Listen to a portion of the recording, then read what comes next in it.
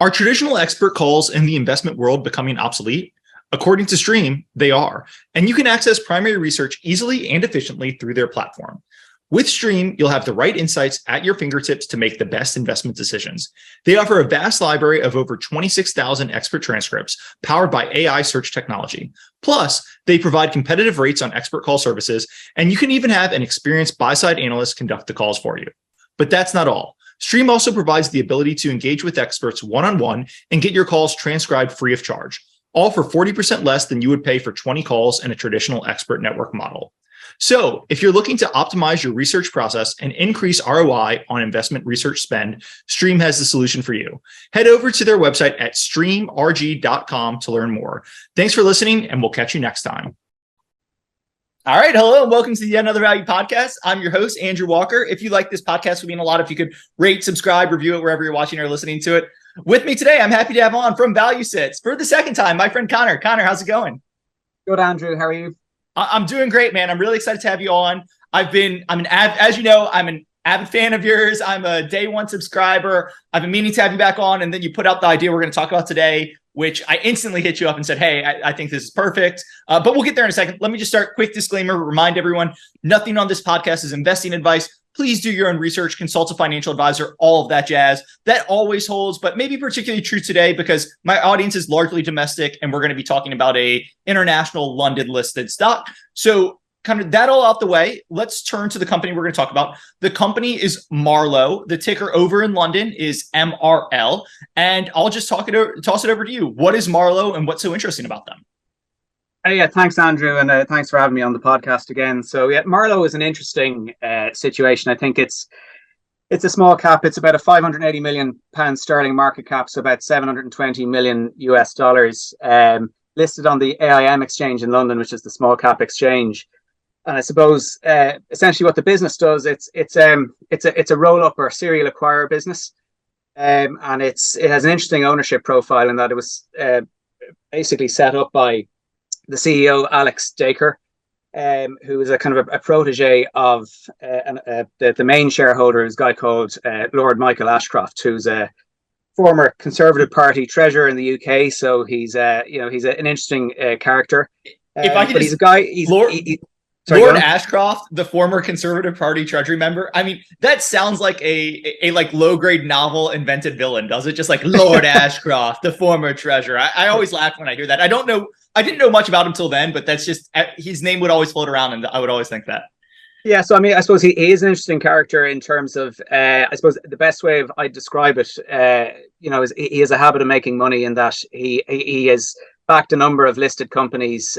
Probably one of his best known wins in business was that he sold the ADT security business to Tyco International, I think for over 5 billion some time ago. So his focus has been on kind of business support services, and certainly Marlowe really fits that bill in terms of what is Marlowe? It's essentially two businesses today, based in two kind of complementary sectors. So the first segment is really the testing. It's in the testing, inspection, and certification business. So that's basically around fire safety and security, water and air filtration and testing and that. So really kind of a business to business services business focused on premises and buildings.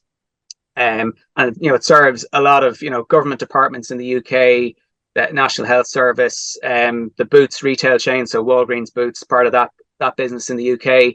And really across a whole range of sectors. So that's one side of the business. That's about 60% of revenues and approximately the same in terms of run rate EBITDA. Then the other side of the business is in the GRC, or governance, risk and compliance. And that's really kind of focused around kind of the people within businesses rather than the premises. So that's about balancing about 40% of revenue and earnings. And so what that really kind of is focused on kind of a number of kind of key subsectors. So occupational health, HR, compliance, data management, those kinds of kind of middle and back office kind of functions in businesses. And so I suppose initially Marlowe started out focused on the TIC, or the testing, inspection, certification, and in more recent years it's kind of built up the GRC side of the business and focus maybe more on that. So that's, I suppose, at a very high level, that's what the business does. I mean, why is it interesting? I suppose this business was originally set up. It was initially a cash shell, or like similar to, I suppose, what you call a SPAC in the US. And Lord Ashcroft kind of backed it initially, and then hired the CEO Alex Dacre at the age of 27 to lead this business. And this is really Dacre's project, I suppose, in terms of from his previous roles in previous Ashcroft-backed businesses, he spotted an opportunity to, for a roll-up kind of private equity type model, but focused on, instead of, kind of traditional kind of,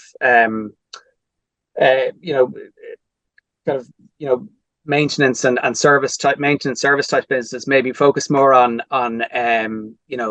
business, I suppose, how would you describe it, kind of more professional services type related business lines. So I mean, from a cash shell in 2015 to today, as I said, 580 million market cap. It was briefly, I think, over $1 billion before. The share price has declined by about 30% in the last 12 months, and that decline is kind of unusual in that there's been no real negative news around the business. So I mean, when you think about it, I mean, they've hit their targets in terms of, their kind of target was to hit 500 million in run rate revenues and 100 million in run rate EBITDA by 2024, and they did that. They've done that this year effectively. So they're on target. Produce very strong results, good organic growth, underlying organic growth of, about 8 to 10% across the business in terms of revenues. And then obviously the headline growth, because of it, the roll-up model is much higher. It's in the kind of, I think it's grown at a 38% revenue CAGR over the last 5 years. So, they're doing what they said they would do. And yet the market, the public markets at least, it seems to have fallen out of favor. And maybe part of that is maybe attributable to just UK equities are out of favor generally. They're unpopular. This is also, it's a small cap, so it's less liquid. There is, I suppose, on the one hand, there is high inside ownership, which is attractive in terms of between Alex Dacre, the CEO, and Ashcroft. They own about 18% of the company.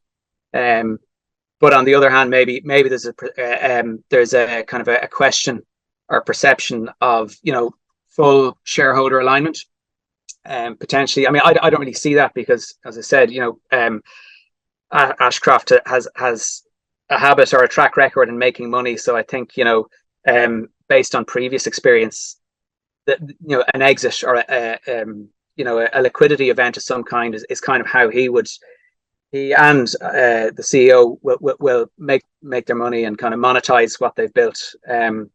So I mean, it is an interesting backdrop to that, to the business. And I suppose, why is it interesting to me? I think for two reasons. Firstly, it's just fundamentally, it's cheap at the moment. It's, as I said, it's down 30%. It's trading at about 9 times LTM EBITDA, but that's really about 7.5 times run rate EBITDA when you factor in the full year effect of recent acquisitions. So and that compares to kind of 16 times LTM EBITDA for listed peers in the UK and in Europe.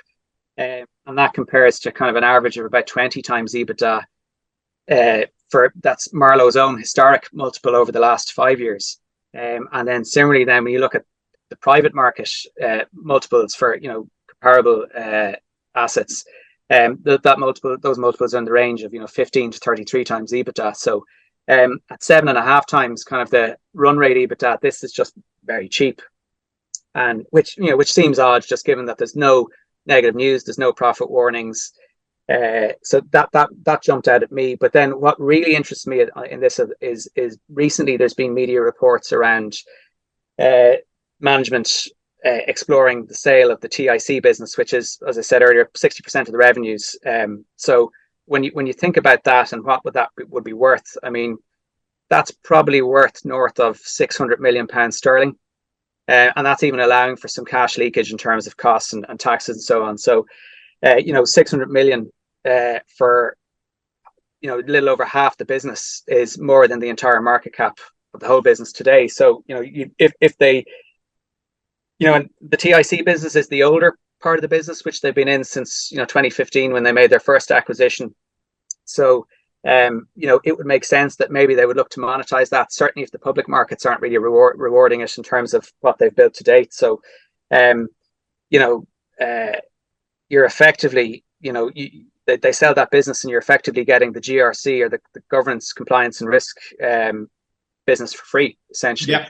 And that's a much higher margin business. Just to kind of to touch on that, I mean, the GRC segment, I mean, that's growing well, good kind of 8-9% organic growth, but 25 to 30% EBITDA margins compared to about 13, 14, 15% maybe EBITDA margins on the TIC segment. So it's growing nicely, but it's much higher margins, and that's because there's a SaaS software component to it. And about approximately a quarter of the revenues at the moment are SaaS related, and that's going to grow over time. So I mean, for me, this is really, it's fundamentally cheap, but it's also a breakup event type situation as well, where this company could be sitting on its own market cap and cash in 12 months time, or within the next 12 months. And then that also has the interesting follow-on implication that you leave behind the GRC business. That's 200 million in run rate revenues. That's probably too small to be publicly listed realistically. And so then you look at private market comps, at 15 to 30 times or 33 times EBITDA multiples. And there's been a lot of consolidation in that space.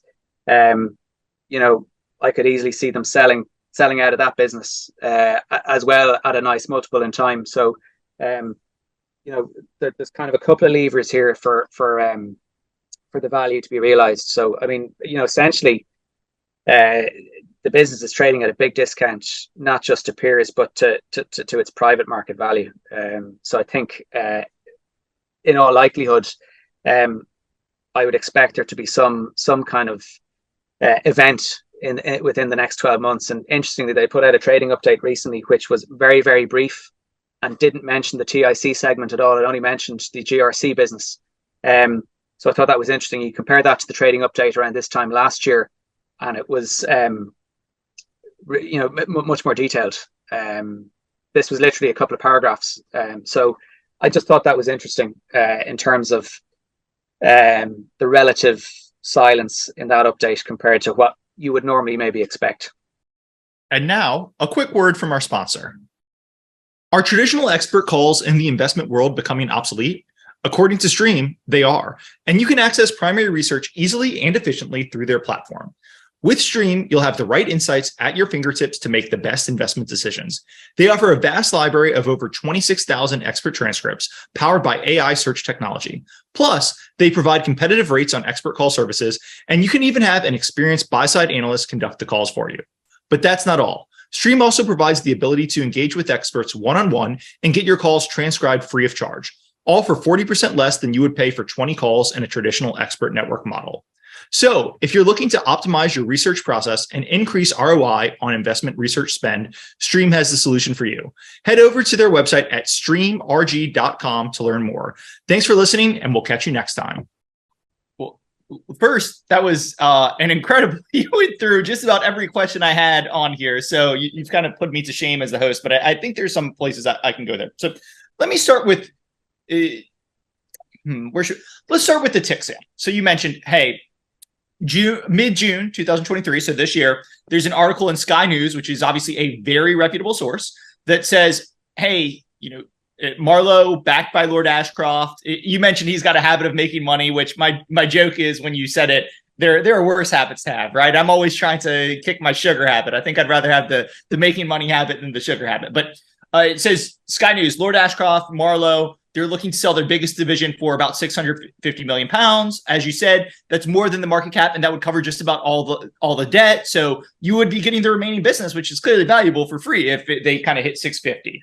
The interesting line here is it says, hey, exploratory talks have gotten underway in recent weeks. They're looking for 16 times profit.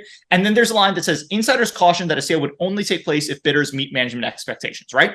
So to me, like, you see that line and that's a warning. Hey, we are price sensitive. We are price disciplined. We know what we think we have here, right? We're not a desperate seller. But the counter to that would be, hey, you and I are talking in mid-September and there's been no update on the sale process. So look, it doesn't, if they sell or not, doesn't change if the value's there, but obviously the catalyst isn't quite there if they're not going to sell. So do you think a sale is kind of still in the cards here? Look, it's been 3 months. They said we're going to be disciplined on pricing. Doesn't change if the value's there, but there is an interesting question. Hey, if we haven't seen a sale now, doesn't mean a sale's not out there. And maybe management thinks this is 16 times, but if you run a process and everyone says, hey, that's a 10 to 12 times business, and you say 16, I'm not going to sell, maybe the value was really 10 to 12. So are you at all concerned that the sale process is kind of long in the tooth here? And not that that breaks the thesis, but it certainly changes the thesis if they're not going to sell, or if nobody was willing to kind of bite on 16x. Yeah, no, I mean, I think, no, I that's fair in terms of, I mean, certainly, I mean, it's a bit like, when a company announces a strategic review, the company themselves haven't announced anything here, but the market intelligence indicates that they have an advisor who is engaged to try and sell this business, and they are open to selling it. So it's not a live, like a live merger arb situation, but I think, and I have looked at situations before where a deal was announced, discussions were ongoing, and then the deal was pulled because financing wasn't available or wasn't available on the right terms and so on. So yeah, of course that's a risk here. But I think the incentives are there in terms of the duration of their investment, in terms of having built up this business. They have a private equity type mindset. I think the compensation structure in terms of the CEO and the nature of his compensation is way below market. He only really makes money if there's a liquidity event or a sale, and there's change of control provisions around some of his share options and so on that would crystallize. So I think they're certainly incentivized to sell. So then obviously the thing is, but will the markets allow them to sell at the price, which is I think is the point you're making. So listen, I think certainly it's possible that a sale mightn't get done. They might get bids of 10x or 12x and they're holding out for 15. If that is the case, this business is valued at 7.5 times, and its public peers today are trading well north of that. So, on absolute terms, on relative terms, and in absolute terms, it is cheap, and so there's still value there, and they'll continue on with their roll-up model, and it'll become a bigger platform company. One would think so. So I think, I mean, to your question, I mean, is the catalyst at risk of breaking? Yeah, possibly, yeah. But I think, you've got the secondary, I suppose, support of the value, of the undervaluation there. Let me just quickly on the, TIC, one of the things is, it's one of those quirky businesses where you see it and you look at the unit economics, like, this is government regulated, that you have to have this. This is, it's compliance and safety driven for the most part. Those are the type of things that are growing in the modern world, right? Compliance costs are going up, like not only growing, but they're mandatory. You have to do them. And you see this in their results, right? I was reading their Q4 call, and I didn't get quite all the way through it, but most of their 2023 capital markets day. And the thing they keep stressing is, look, if you look at us on net revenue retention, we're over 100%, right? Like, people don't exit these services. In fact, one of the great reasons for a roll-up is people actually kind of increase, and we can upsell them and all that sort of stuff, right? So that's a great business. I don't know where I was going at that point. I'll put that aside if I can remember it. Oh, here's where I was going. Is there really active, like, because they're so quirky, it's not like in the US where I can say, hey, this is a really hot space. The last 4 public companies here have gotten taken out. Here's what it looks like. It's kind of quirkier. Most of the takeouts are like smaller bolt-ons. Is there a really active space? Like, who do you think the bidders are for this? Is it just a private equity firm levering it up? And we'll talk leverage in a second. Is there a strategic bidder that would make sense? How do you think about that? Yeah, there is a mix. So on the TIC side, I mean, when I look at this business, and as you know, my background is in private equity, and when I look at this business, this seems, it's an ideal candidate for a mid-market private equity takeout. And I mean, so there's a couple of features to the business that lead me to that kind of conclusion. I suppose you mentioned there kind of the retention rate. So, on a headline basis, 85% recurring revenues across the business. The it's not over leveraged. They maintain 2 times the target leverage is around 2 times net debt EBITDA, and they've consistently maintained that over a long period of time. So it's not massively over leveraged. It on an underlying basis, and we can get into this now, it does generate cash flow. The perception is that it doesn't, which is one of the main bear arguments, and we can get into that after. But when you look at the profile of the business, it's resilient. It's kind of recession resilient, certainly in terms of, it provides business critical or essential services, and that's shown in the recurring revenue nature, the contracted revenue profile in terms of, there's multi-year contracts with a lot of its customers, governments, large corporates, small companies, across the whole landscape of customer types.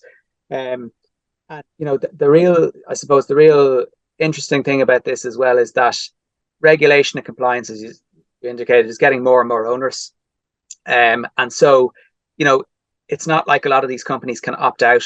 If you run a property business or a development business, or you're a landlord of any description, your fire exits, all that kind of stuff has to be certified. There's no way out of that. And that's kind of true. I mean, that's just one example, but that's kind of true across, air ventilation, water filtration, all that kind of stuff. That all this stuff has to be tested by law. Yep.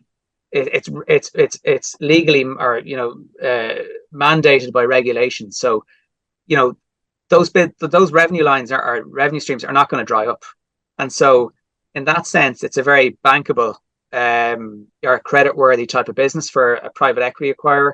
And also then I suppose, the runway to growth, it's a buy and build or a serial acquisition. So it has plenty of room to bolt on further acquisitions. I mean, and then the other thing I suppose as well is that, overall, and so across the overall business, not just the TIC segment, but, management estimate they occupy about 5% of the total addressable UK market across the 6 particular subsectors that they're focused on. So, the average ticket size on their acquisitions over the last 8 years is about £8 million sterling. So, I mean, some of these, they bought some businesses for 130 million, and they bought others for, less than 10 million. So, but the average ticket size is about 8 million. So there's a lot of very easy bolt-on opportunities for this. And, then it's just a multiple arbitrage play where you're buying small bolt-ons for, 4, 5, 6x. And then, you look at kind of in the public markets, businesses like this, and Marlowe itself historically has been valued at north of 15x. So, that is always a tough one for me, because I do hear it, but it's just tough because there is value. We'll probably talk about this more in the risk section. There is no doubt there's value created. Like what they said, I'm doing this roughly from math, but they said, hey, in 2022, the average acquisition we did was 7 times EBITDA pre-synergies. And then after synergies and integration and stuff, it was 5.5 times EBITDA or something, right? So there's no doubt you're creating value by taking out, if you do the math there, you take out kind of 20%-ish of the cost base and just synergies. There's no doubt you're creating value there. But I always hate it. Like, maybe I'm just being too much of a stickler, but I always hate it when you say, oh, this company trades 12 times on the public markets and they're buying private market peers at 6 times. And, the moment they do that, the thing they just bought for 6 is worth 12. So they've created, it's just tough, because part of the reason it trades at 16 times is they think you can go out and create like that synergy value. I don't know. It's tough. I always get confused by this. It's not so much. I think it's not so much that what they just bought, the small bolt-on goes from being worth 5 to 15x. It's the overall platform that is Marlowe itself is what is worth more than a low single-digit multiple. I think it's the scale, and as you said, that the opportunity for synergies, further growth, and what they can do with a small bolt-on relative to that small bolt-on acquisition continuing on a standalone basis is just that's the value. That's what drives that's what should warrant over time a higher multiple. and this does come back to, they talk about, hey, we buy things and not only do we take the costs out, but their organic growth accelerates once they come on us, because either we cross sell their regulatory compliance products to our customer base, or we go into their customer base and start cross selling them onto our stuff. So yeah, here, let me, one more thing, and then I want to turn to the bear thesis, because there is a loud and kind of passionate, I would say, bear thesis, as you saw when I tweeted this out, or I've seen it in other places. But one last thing, we mentioned management incentives, right? And I love businesses. I've dealt with so many businesses where management teams don't own any stock. The board doesn't own any stock. And I don't even know, like, I used to think incompetence or that they were shady. And sometimes that happens. But a lot of times what happens is, hey, I'm making $200,000 per year as a board member at this company. I own $4,000 worth of stock. If there's option A, which sells the company and get shareholders a nice premium, or option B, which maybe doesn't create tons of value, but I keep collecting that $200,000. I can always convince myself that option A will be there in a year, right? And option B is better for me. So, but management incentives. Nice thing here is Lord Ashcroft owns a nice chunk. There's this really interesting management incentive plan in place based on TSR, which I think is actually kind of controversial. It would be, people lap it up in the US, but in the UK, I think it might be a little controversial. So do you want to speak to management ownership, the incentive plan, and all of that? Yeah, well, I think, I think, again, coming back to the management, so the incentive relative to the catalyst here and selling the business, I mean, that to me, it's rare that you see a CEO, happy to have a salary that's 50% roughly below his peer's salary. He is, and when you look at the value that they've created, I mean, that's even more striking. I mean, I think I wrote this up in my newsletter, and I put a chart in where I kind of showed the performance of Marlowe since Alex Staker became the CEO, and plotted that share price performance against a lot of other some well-known serial acquirers, Halma PLC, DCC, and a few other well-known names, and Marlowe has outperformed all of them. I think a cumulative return of something like 300%, which is more than Halma, for example, has returned over that same time period. So, he has created value. He has an argument, to say I should be paid, top rate or top, market rate salary, and he's not. So there's a reason he's not, and it's because he sees his return not through, very generous, incentive plans or paying himself massive salary, but through creating value and then creating an event or a liquidity event. And that's why he has a number of different share options incentives, which crystallize on a change of control. Some of them, not all of them, but a good chunk of them do. So I think, and then he's also, part of him and the whole senior management team, if I'm remembering this correctly, they get 10% of total shareholder return over a 10% hurdle by April 2026. So that means the stock price, as we speak, you and I are speaking, the stock is at like six pence. Is it 6 pence? 600 pence. Yeah. 6 pence. Okay. It has to hit 11.1 in order for him to get that return. And if he does, it is a massive, massive return. But, again, that's a CEO kind of betting on himself. If shareholders win, I'm going to win huge. If shareholders break even or lose, I was way, way underpaid, and maybe deservedly so because shareholders broke even off. But I just love that setup, because he can only get paid if shareholders get paid, and it creates a mini hard catalyst, right? Like, look, if we're in a Great Depression in 2025, 2026, he's not going to be able to sell this for 11 pounds or whatever. But if we're not, he's going to do everything he can to get the share price there. And if the stock's undervalued, that's buyback shares. If there's a accretive sale to be done, it's accretive selling. So I'm sure he's got that, April 2026 date circled in his calendar of, hey, like, if we don't get the sale done now, let's circle back up in 2025 and get that sale done. So yeah, I don't know. Anything else you want to say on management incentive? Yeah, and I think just the price, about £11 a share kind of benchmark there, price that you mentioned. I mean, that's kind of in and around where kind of what I'd call or consider the fundamental value of this business to be. I mean, I think my own numbers, the breakup value of the business, if you just look at private market comps and apply that to this business, it's north of £12 a share, and then similarly, if you could take a slightly more conservative view and kind of assume they sell TIC, and then the remaining GRC business stays public and re-rates to 10x from on run rate earnings from where it is today. It's just short of about £10 a share on that basis on my numbers. So I think £10 to £12 a share is kind of where I think the fundamental value of this business is, based on looking at it a number of ways. So I think I think there's I think management have that same view as well in terms of where the value is. And just to hop on there, and I'll include a link to the write-up in the show notes so people can go click subscribe if they want to see the whole thing. But again, the stock is at £6.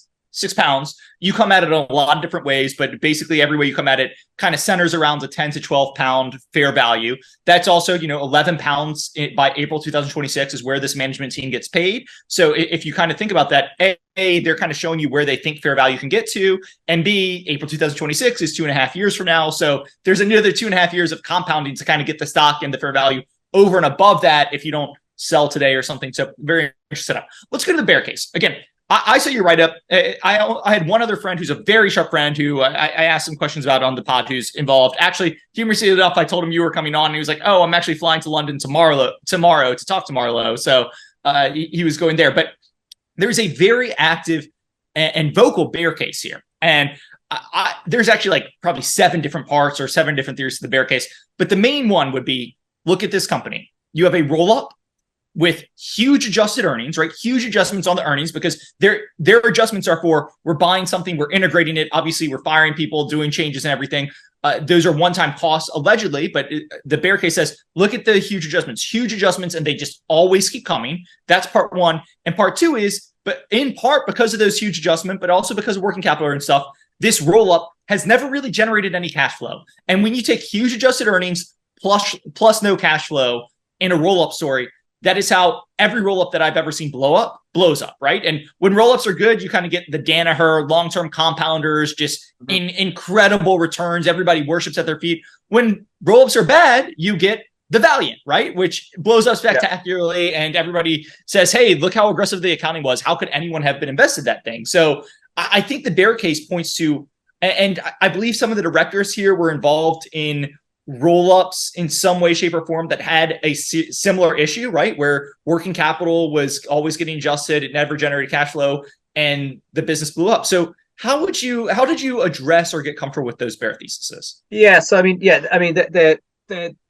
pretty much the whole bear case on this stock is that you have to believe management's adjusted numbers to get comfortable or to believe in the story, because otherwise, when you look at EBITDA down to free cash flow, it doesn't really generate any cash. And I suppose the way I'd look at it, you have to look at where the business is currently. So take the FY23 numbers, where it's hitting kind of 100 million or 95 to 100 million in run rate EBITDA, and that's translated to, I think it's about 83 million, not on a run rate, but on the reported adjusted EBITDA number, and that flows through to about 6 million of free cash flow to equity. So people look at that and say this business isn't generating any cash. And so what's happening there, this is actually a very working capital light business, so there's no quirky accounting around working capital really. The capex is pretty light, about 16 million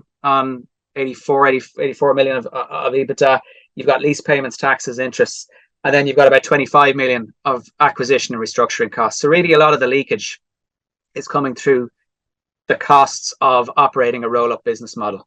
And so, I suppose that's what people, should remember as well. You go back and look at Halma and look at their accounts over the years, and the EBITDA to free cash flow to equity conversion is pretty low at times as well, when you look at how they've built. And that's so, Halma has a great track record. It's a great business. Marlowe is much smaller. It's much earlier in it's only about 8 years old. And so it's still in that earlier stage. But how I got comfortable with is when you look at, if you're looking at this business, if they stopped the roll-up model today, say they've hit 500 million in revenues, that's a very very strong level in 8 years to hit that kind of revenue. 100 million run rate EBITDA. if they just stopped and ran the business for cash, the cash flow, underlying cash flow profile starts to look very different. When you look over the way they incur restructuring costs, I mean, what are they for? That's really for integration, software integration, migration of software and IT systems onto their platform when they buy a business. And they're buying lots of small little businesses and bolting them on. So there is some cost involved in doing that until they get everything transferred over. There's a lot of duplication of roles and staff, and obviously there's redundancy programs then to kind of rationalize workforce numbers. So when you look at the numbers, those restructuring costs typically last 12 to 18 months, maybe. By that they fall away after 2 years at most, really. So you think about if they ran this business for cash, that 84 million in EBITDA, that 84 million EBITDA that initially looks like 6 million in free cash flow. You add back those restructuring costs to look at it on a stabilized basis, assume no growth, and you've got 30 million of free cash flow. Now that's a kind of a 6% free cash flow equity yield. But then you look at on a run rate basis today, where it's at kind of 100 million when you factor in the bolt-ons that they completed over the course of last year. So you got 100 million EBITDA. The capex is still the same. It's not like they invest a massive amount in maintenance capex. Similarly, working capital light. So you've just got interest and lease payments, which are not huge. Lease payments are 11 million a year. So on my numbers, the 100 million converts to, on a stabilized basis, to about 43 million of free cash flow to equity, and that's more like an 8% free cash flow to equity yield. And then you look at the businesses growing organically at 8 to 10%, and it's hitting on a run rate basis. It's hitting 19-20% EBITDA margins, and so on a 43 million of free cash flow on a 100 million EBITDA, that's 43% conversion. So then I look to compare that to someone like Halma. Halma last year, their free cash conversion, when you factor in that they capitalize development costs, they have pension costs that they have to pay, they've similarly lease payments and so on. Halma's conversion was about 41%, I think, or 42%. So they're not way off other more established platform companies. So when you look at it on that basis, I think it's not as bearish or as negative as people think, or as it's perceived to be. If I can just Andrew. So I don't have a position here, though. I might in the near future, but if I can just one thing you can go look depths of COVID. They pretty much stop acquisitions for a while. They shut the machine down because COVID, and if you go look at their EBITDA, then yes, there are still add backs, but the cash flow is much stronger and the add backs are much lower because that's what you would expect. We stopped the acquisition machine, so we don't have these integration expenses. If they're truly one time, it should come down. And guess what? They come down. So I would just Andrew there. And you were alluding to it, but the back half of the fiscal year 2023, which they just reported, their fiscal year ends in March. So it's already done. But the back half, they generated huge amounts of cash flow. And again, that's because they did some big acquisitions in calendar year late 2021, early 2022. Had the integration expenses, but then by the back half of the calendar year 2022, early 2023, those had kind of rolled off. They didn't do similar sizes. So you start to see the cash flow really starts to pour in. So again, I don't think it's my personal opinion. I don't think it's 100% settled, but when you combine the 2020 numbers with the back half of fiscal year 2023, I think you've got really good signs that, hey, they are not lying to you. Like this will be a great cash flow generative business. The other thing, and I'll just let you comment on this. Just to finish off on that point on the cash, I think a lot of people will look at this that see, mention of adjusted numbers. They look at the cash flow, on a headline basis and say, okay, I can't see how this is translating earnings to cash flow, and it goes into the too hard pile, and they're just they don't want to do too much digging. A funny thing my friend said is, he said, look, this is a UK listed company. And if you look, their leverage sits right around 2. And every time it ticks up a little bit above 2 for any reason, shareholders freak out. And there's these big adjusted numbers and UK investors just won't give them any credit. And my friend was laughing because he's like, look, if this was a US listed business, their shareholders would be ready to set the company on fire because they'd be like, you have a steady cash flow generative bolt-on roll-up business. Like, this needs to be 4x levered tomorrow. What are you doing? Start paying a dividend, or start buying back shares, or get way more aggressive rolling up because you are not levered enough. And, he thinks the add backs would be looked on much more favorably in the US, which honestly, I think he's probably right on both counts, but it's just funny, like, kind of geography is destiny. UK investors more conservative, don't like the add backs, don't like the leverage. And because of that, Marlowe's kind of running around those targets, which again might be an argument. Hey, maybe this should be private. I personally think this should probably be 3.5 times levered, and they should definitely keep doing the acquisitions, and maybe it'd be a better target as a private equity owned company. Yeah, I mean, when you look at the emergence of private credit now as well, I think this, again, I mentioned earlier, I think this falls into that, I think, sweet spot for a middle market private equity with a private credit lender providing the debt, and I think it works. I think it works. It would work well in that type of, again, especially given the resilience of recurring nature of the revenues and cash flows. Let me lob up kind of a softball to you. I would just encourage anybody who's interested in the thing to go look at the 2023 investor deck. I think it's kind of like, if you were interested in compounders, roll-up stories, it's a little bit like value investor porn, where they've got the great slide, one of those famous capital allocation slide, like, here's our free cash flow. Is leverage too high? Yes. Cash flow goes to paying down leverage. Is leverage too low? Is leverage too high? No. Cash flow goes to organic growth above our ROIC or M&A. If we can't find any of those, any excess goes to share buybacks or dividends. And then it's got all the other stuff on how good the acquisitions are. Like, it really is like, if you publish it here, there would be like 25 Twitter accounts dedicated to just talking about how great it is. So it's kind of softball, but I do want to ask, like, capital allocation. All right, the merger story is great. It provided you believe it, which I think you do. I kind of do. We haven't seen the share repurchases yet. We haven't really seen the dividends yet. Like, how are you thinking about free cash flow in the story going forward? Because leverage is at that magical 2x number. Especially with growth, they don't need to pay down debt anymore. No, they don't. I mean, leverage, the debt is very manageable, and so they could. And yeah, I think you're right. If this was a US business, it probably would lever up more, and there would be more scope for it to do that. Management, I think, are kind of reasonably conservative in that sense. So in terms of capital returns, again, earlier in its life than maybe other better known larger roll-ups, it's still in that growth phase. I think they're on a mission to build it to a scale and then monetize it through an exit, presumably. And I think that 500 million in run rate revenues, 100 million in run rate EBITDA, which they're at now, which was their target for next year, that seems to be now.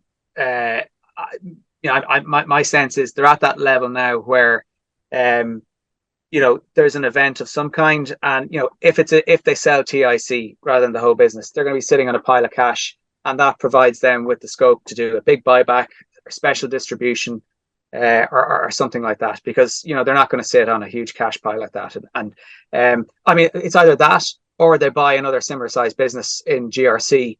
But I mean, I think when you look at the GRC space, they're more likely to be acquired than be an acquirer because of the relative size. It's the beautiful thing about having a major shareholder who, as you said, has a habit of making money, and a CEO who gets paid if the stock price goes up, right? They get a lot of cash flow in. The worst thing in the world for them to do would be to just sit on the balance sheet, right? It needs to go back to shareholders, because if it sits on the balance sheet, guess what? That harms your TSR. It's a drag on your returns. You're not going to get paid off on that big TSR thing. So go buy something at GRC. And again, you get paid on the stock price. So any deal you do, at least management's going to strongly believe that it's very, very accretive to value, or get it all back to shareholder. Let's get a question just on business quality. We've talked about business quality, retention here, especially on the TIC side, which is the fire, safety and security, and water and air hygiene side. My understanding is the roll up, it works not just because you're buying another smaller player and putting it on the platform like that. That is why it works. But these are very route density, local modi businesses, right? Where, hey, if you're doing the fire and compliance for one warehouse here, okay, cool, that's great. But if there are 20 warehouses there and you can get all 20, you can really leverage the fixed costs. And, one inspector or one service technician can kind of do all 20 on one stop, which really leverages the fixed costs. Am I thinking about that right? Or is that just completely off? Yeah, so no, you're right. I mean, that's essentially kind of like, yeah, cross-selling service, and that's something they kind of highlight or flag as part of the organic growth opportunity. So, there's two kind of aspects to the kind of the growth prospects of this business. One is just the market growth because of regulation and compliance standards. That's just growing, and it's just mandated. So that's kind of a 4 to 5% growth rate. And then additionally, there's probably a similar level of growth again from the route density approach or the cross selling, whereby we're doing your fire and your security compliance work. We should probably do your air, as well across your entire estate, not just a particular premises. And so, yeah, that is a big. That is a big kind of component of kind of how they grow organically. I mean, similar. I mean, Rentokil and other businesses, service businesses like that, have a similar approach in terms of that route density approach. So it's the same principle here in terms of you get the account and then you go out across the estate in terms of across all the warehouses or all the factories or office blocks or whatever it is. I know. I just wanted to make sure we hit on that. Just to it's easy to say, oh, this business is worth 15 times, good returns, good, but there a lot of times all the time the business is worth 15 times, not just because on an Excel sheet it's got financial characteristics, but there's like an underlying business reason why those financial characteristics look so good. And local route density, anyone who's familiar with waste hauling, anyone who's familiar with like, it's one of the best moats, because once you get that local route density here, it's not going to be 100% incremental margins like it would for some of those businesses, but it's very high margin. And if you've got 20 warehouses and the 21st gets built, or just a random guy is looking to take one on, you're going to have a much better pricing. It's a really nice moat that's very difficult to end. I mentioned the capital. I mentioned the investor deck again. I'd encourage anyone who's interested to go look at it. I'm like looking at slide 17. It is just such value investor. I call it form because, slide 17, consistent and resilient history of organic growth. It starts at 5%, and by FY23, it's up to 10%. Anytime you've got something growing organically in the high single digits, you love that. Consistent EBITDA margin enhancement, all this sort of stuff. Like, it's just what you want to see as an investor. Let me ask you another question. I've talked bullishly. We talked about the bear case, which is the roll up and accounting, cash flow, add back, red flags. If we just kind of put aside the, hey, I don't trust the numbers, I think this blows up spectacularly. I never used the F word on here, but it's fraud-like is what some people might say. If we put that piece aside, what worries you the most about this business, right? Because you've got great revenue retention, you've got secular trends. What worries you the most? Is it most of the revenue is London-based, so you're just kind of worried if London is just a general mess forever? Or, sorry, I said London, English-based, or is there other worries that you have with this business? No, I mean, I don't think that's an issue. I mean, they've got, I think, something like 50,000 customers across the whole business, so it's pretty well diversified across the whole UK market. So, I think that's a positive. I think, the main risks in terms of my particular thesis on this, the main risk is the catalyst, as in the breakup or the sale event doesn't occur. But I think, as I said earlier, fundamentally, it's a good business. It's resilient. It has, positive investment attributes, and it's cheap. So, I think there's some support and downside protection in that. I think the big risk really is around, I suppose, capital allocation. A bad acquisition is one, a poorly executed M&A. But they've been at this 8 years, and it's hard to see how they would make a really bad acquisition or botch it, especially. They're not trying to buy, and their model it's a roll up. So they're not trying to buy companies larger than themselves. And, it's not like, buying Monsanto or that kind of stuff, where it's just a totally different, combination. So I think capital allocation is an obvious risk. But then when you look at the track record and their approach, and they have a very, very clear defined framework in terms of what types of businesses they buy, how they fish, how they manage them, how they integrate them. So I actually think the probability of that, blowing up the business is pretty low. So then the other one then obviously is in terms of the capital stack and how it finances itself. So leverage, I don't really see as an issue, because they've shown that they're pretty conservative on that. So that just leaves the equity side. And so how they funded acquisitions to date is, if they're small bolt-ons for 10 or 20 million, that comes out of cash flow and existing internal resources. But for bigger acquisitions, they, time to time, they do equity placings, and that's, I think, about 80% of the capital deployed on acquisitions over the last 5 years have been through new equity placing. So dilution risk then is obviously the what kind of you would think would be a risk there. That's one. But then you look at how, again, it goes back to the track record. They've raised money in the past.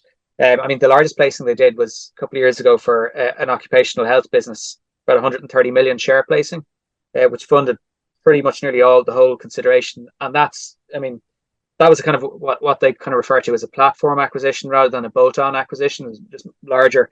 But that acquisition is working out really well. That's in a really good growth area or good growth sector. It comes back to, hey, you've got a management team who major shareholder, history of making money, owns a lot of the stock. His exit is clearly going to be a sale. He clearly wants to sell at some point and realize money. My opinion, but I think that's what distractor. Got a CEO who's very share price incentivized. Look, if they're going to issue stock, I don't think they issue stock today at the current price, but you just kind of hope, if it's one of the companies I talked about earlier, where each board member is getting $200,000 per year and they own $4,000 worth of stock, they'd probably issue stock just to grow the business because they don't really care, right? But if you've got a CEO and major shareholders who are very incentivized to get the share price higher, if they're issuing stock, look, people can be wrong, people can make sense, but people can make mistakes, but you have to think they're doing it because they see a path to a higher stock or they see a lot of value in the deal. Yeah.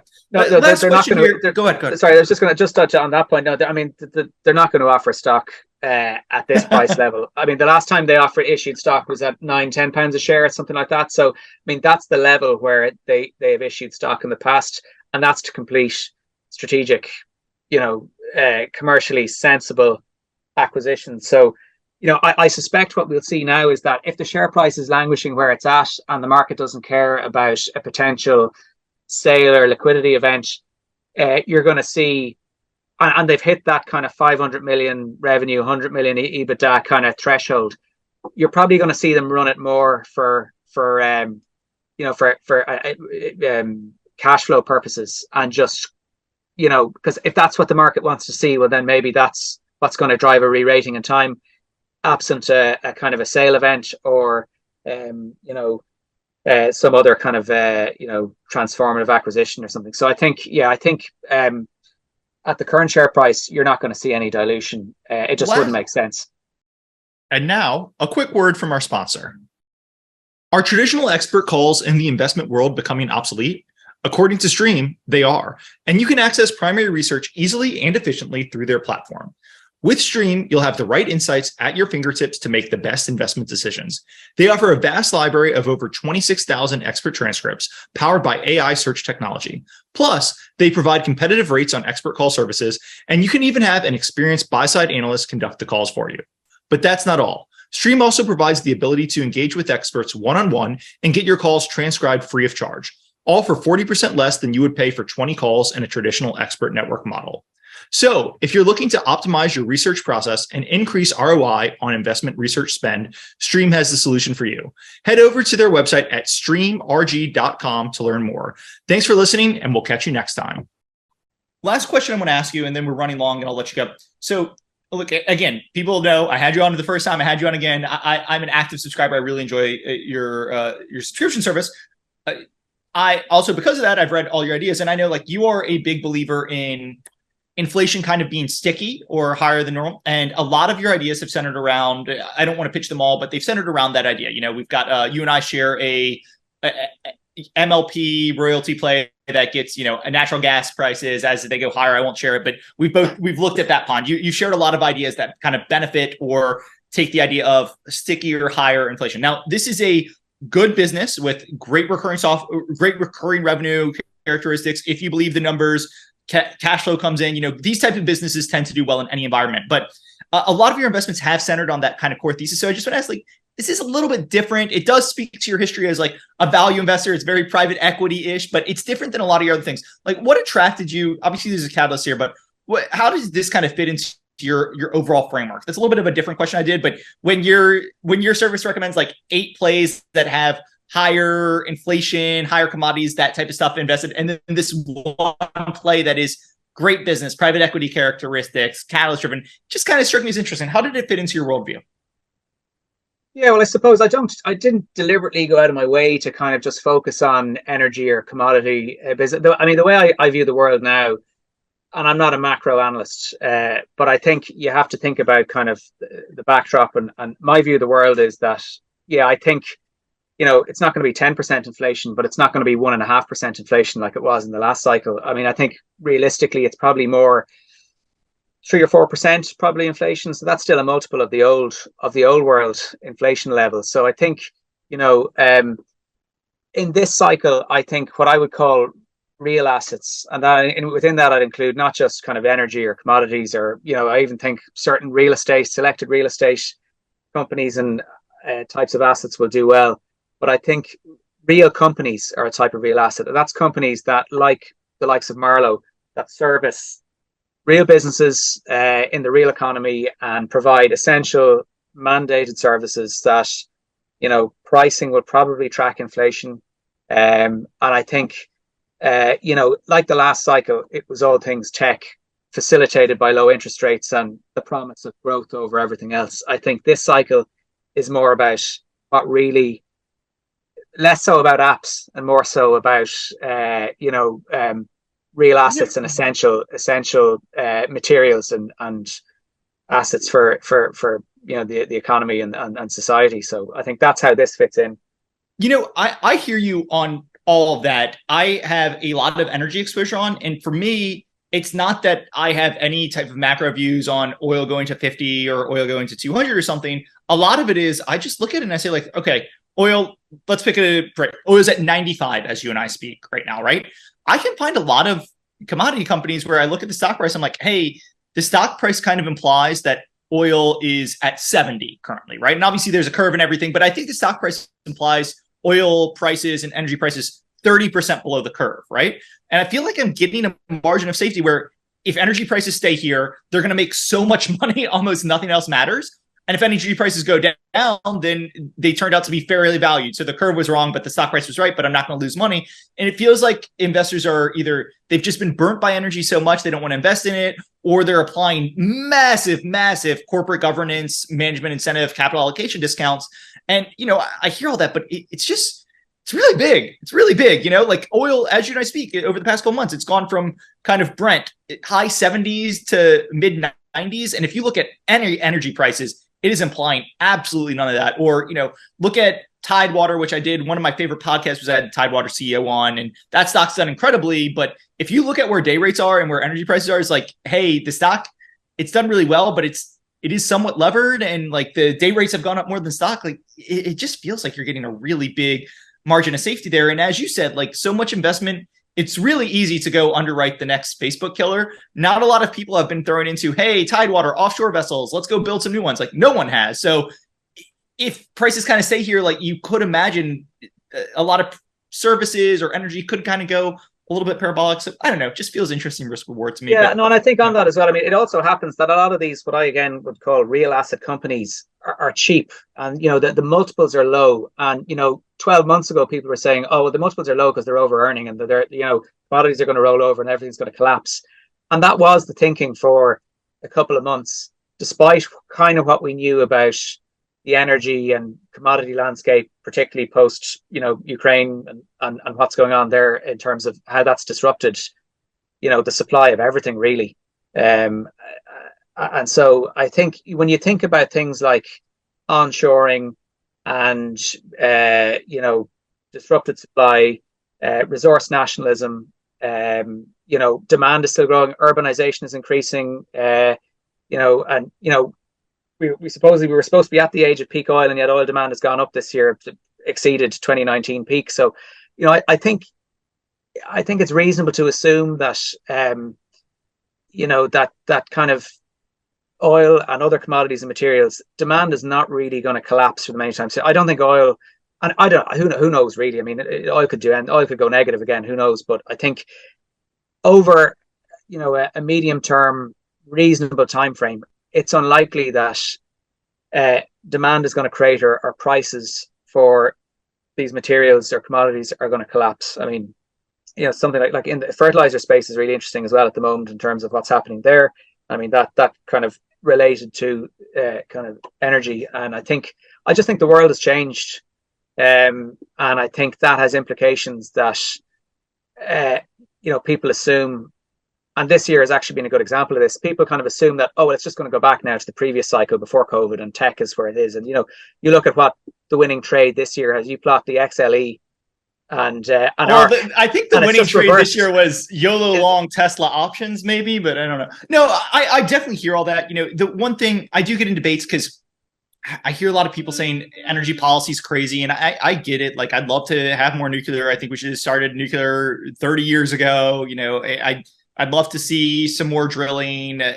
I understand environmental concerns, but oil's at 90. I think a lot of people in the world would really benefit from cheaper oil today, all that stuff. But, the one thing with inflation and the higher commodities, like, when you're paying commodities, I do against human initiative, and that has generally been a bad bet. Like, I remember in 2014 when oil was 100, I had friends, very smart friends, who managed tons of money, who were like, we've underwritten the entire world oil supply. Oil can never go below 70 again. And we've underwritten all of our investments to be in the money as long as oil's over 60. These are the best investments we'll ever make.